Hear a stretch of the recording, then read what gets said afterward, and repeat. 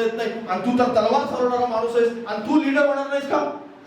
म्हणणार नसेल त्याला कोणीतरी म्हणाला असेल आणि बघ येऊ म्हणला असेल. नजर नाहीये.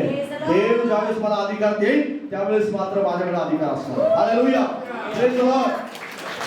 त्याच्याकडे आत्मिक नजर होती आणि म्हणून त्या कुरकुरीत सुद्धा 40 वर्षात बऱ्याच लोकांनी त्याच्यासमोर बोललं असणार. पाठीमागे चर्चा होत नसतील का? निश्चित होत. पाठीमागच्या गोष्टी आपल्याला बऱ्याच पडद्या पाठीमागच्या माहित नाही, पण पडद्या पाठीमागं असं काहीतरी होत आता तुमच्याही जीवनात होत राहील.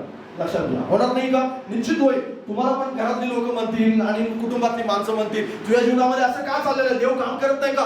तर योबाची बायको त्याजवळ आली. योबाची बायको काय म्हणाली की देवाला शिव्या शाप द्या आणि मरून जा.